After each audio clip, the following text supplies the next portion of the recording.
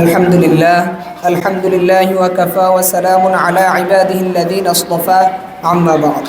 অধ্যকার আয়োজিত বাংলাদেশ ছাত্র হিজবুল্লাহ মিরকুন্ডি দারুস সুন্নাত সালিহিয়া দিনিয়া কমপ্লেক্স ডক্টর ইয়াসির হাসান শেখ হাফিজিয়া মাদ্রাসার উদ্যোগে পবিত্র ঈদে মিলাদুন্নবী সাল্লাল্লাহু আলাইহি ওয়াসাল্লাম উদযাপন উপলক্ষে আজকের এই প্রতিযোগিতা অনুষ্ঠান। উপস্থিত আজকের অনুষ্ঠানের সম্মানিত সভাপতি, আর উপস্থিত আজকের অনুষ্ঠানের সম্মানিত বিচারক মণ্ডলী, আর উপস্থিত রয়েছেন সম্মানিত ছাত্র অভিভাবকবৃন্দ ও আমার মাথার তাজতুল্য হজরতে আসাতিজায়ে কেরামগণ, আমার সামনে উপবিষ্ট বাংলার আঁকাবাঁকা পথ পেরিয়ে আসা মধু আহরণকারী এলএম পিপাসিত ছাত্র ভাই বন্ধুরা, সকলকে আমার ইসলামিক সম্ভাষণ আসসালামু আলাইকুম ওয়া রাহমাতুল্লাহি ওয়া বারাকাতুহু। আমি আপনাদের সামনে দাঁড়িয়েছি দোয়া নেওয়ার জন্য। তারই পাশাপাশি নবী করিম সাল্লাল্লাহু আলাইহি ওয়াসাল্লামের বংশ সম্পর্কে দু একটি কথা বলে বিদায় নেব। ওমা তাওফীকি ইল্লা বিল্লাহ। প্যারে হাজিরিন, মহান আল্লাহ পাক রব্বুল আলামিন তার প্রিয় হাবিবকে পৃথিবীর সর্বোত্তম ও সম্মানিত বংশে পাঠিয়েছেন। হযরত আদম আলাইহিস সালাম থেকে শুরু করে নবী করিম সাল্লাল্লাহু আলাইহি ওয়াসাল্লামের পিতা খাজা আব্দুল্লাহ পর্যন্ত সবাই ছিলেন সম্ভ্রান্ত বংশের ও মর্যাদাবান মানুষ। প্যারে হাজিরিন, নবী করিম সাল্লাল্লাহু আলাইহি ওয়াসাল্লাম নিজেই ইরশাদ করেন, বুইসতু মিন খায়রুল কুরুনি করনি বানি আদম হাত্তা কুনতু মিনাল করনিল্লাযী কুনতু ফি। অর্থাৎ আমি বনি আদমের সর্বোত্তম বংশে প্রেরিত হয়েছি, এমনকি আমি যে বনু হাশেমের কুরাইশ বংশে এসেছি এটি সর্বোত্তম বংশ। প্যারে হাজিরিন, নবী করিম সাল্লাল্লাহু আলাইহি ওয়াসাল্লামের বংশের নাম ছিল কুরাইশ, যা ছিল সম্ভ্রান্ত উচ্চ বংশ। প্যারে হাজিরিন, নবী করিম সাল্লাল্লাহু আলাইহি ওয়াসাল্লামের বাবা ছিলেন খাজা আব্দুল্লাহ। তিনি তার দাদা আব্দুল মুত্তালিবের সবচেয়ে প্রিয় সন্তান ছিলেন। এমন একজন সন্তান ছিলেন যাকে আব্দুল মুত্তালিব আল্লাহর জন্য উৎসর্গ করেছিল। প্যারে হাজিরিন, নবী করিম সাল্লাল্লাহু আলাইহি ওয়াসাল্লামের পিতা থেকে হযরত আদম আলাইহিস সালাম পর্যন্ত প্রত্যেকের বিবাহ হয়েছিল ইসলামের উপর, আল্লাহর দ্বীনের উপর। প্যারে হাজিরিন, নবী করিম সাল্লাল্লাহু আলাইহি ওয়াসাল্লাম ইরশাদ করেন, মা ওয়ালাদিনী ইল্লা নিকাহুল ইসলাম। অর্থাৎ আমার পূর্বপুরুষদের কারো বিবাহ হয়নি ইসলামিক পন্থা ছাড়া। যখন ইসলাম ছিল না তখন নবী করিম সাল্লাল্লাহু আলাইহি ওয়াসাল্লামের বংশের বিবাহ হয়েছিল ইসলামিক পন্থায়।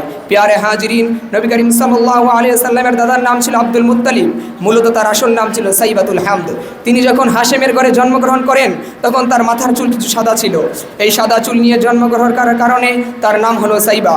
সাইবা শব্দের অর্থ হলো সাদা বা শুভ্র। প্যারে হাজিরিন, নবী করিম সাল্লাল্লাহু আলাইহি ওয়াসাল্লামের দাদা যখন ছোট তখন তার বাবা হাশেম মারা যান। তখন তার মা তথা নবী করিম সাল্লাল্লাহু আলাইহি ওয়াসাল্লামের দাদা আব্দুল মুত্তালিবের মা ফাতেমা বিনতে আমর তিনি তখন তার পিতৃকুলের কাছে মদিনায় ফিরে যান। প্যারে হাজিরিন, নবী করিম সাল্লাল্লাহু আলাইহি ওয়াসাল্লামের দাদা সাইবা যখন মদিনায় বড় হলেন তখন তার চাচা মুত্তালিব তাকে নিয়ে মক্কায় প্রবেশ করলেন। তখন মক্কার মানুষ বলতে লাগলো, জা মুত্তালিবু বিআবদিহি, মুত্তালিব তার দাস নিয়ে আসলো। তখন থেকে নবী করিম সাল্লাল্লাহু আলাইহি ওয়াসাল্লামের দাদার নাম আব্দুল মুত্তালিব হিসেবে প্রসিদ্ধ লাভ করে। মূলত তার আসল নাম ছিল সাইবা আর তার চাচার নাম ছিল মুত্তালিব। প্যারে হাজিরিন, নবী করিম সাল্লাল্লাহু আলাইহি ওয়াসাল্লামের দাদা একদিন স্বপ্নে দেখলেন এক লোক তাকে এসে বলতে লাগলো, আপনি বাররা কূপ খনন করেন। আরেকদিন স্বপ্নে দেখলেন আপনি তৈবা কূপ খনন করেন। আরেকদিন স্বপ্নে দেখলেন আপনি মাদমুনা কূপ খনন করেন।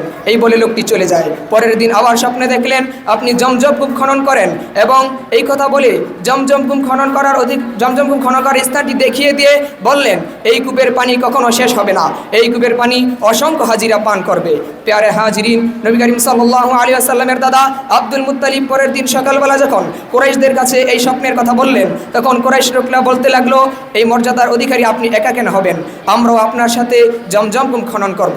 প্যারে হাজিরিন, নবী করিম সাল্লাল্লাহু আলাইহি ওয়াসাল্লামের দাদা বললেন যে না, যেহেতু স্বপ্ন আমাকে দেখানো হয়েছে সেই কারণে আমি নিজেই এই জমজম কূপ খনন করব। প্যারে হাজিরিন, এই নিয়ে তাদের মধ্যে একটু মতানৈক্য সৃষ্টি হলো। এই মতানৈক্যের সমাধানের জন্য তারা শামের এক মহিলা জ্যোতিষীর কাছে রওনা হলো।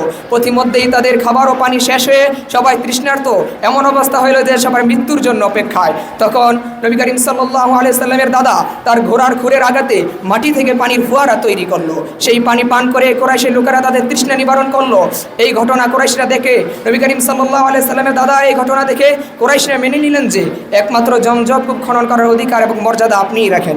প্যারে হাজিরিন, তখনকার সময়ে নবী করিম সাল্লাল্লাহু আলাইহি ওয়াসাল্লামের দাদাই ছিলেন একমাত্র মর্যাদাবান মানুষ।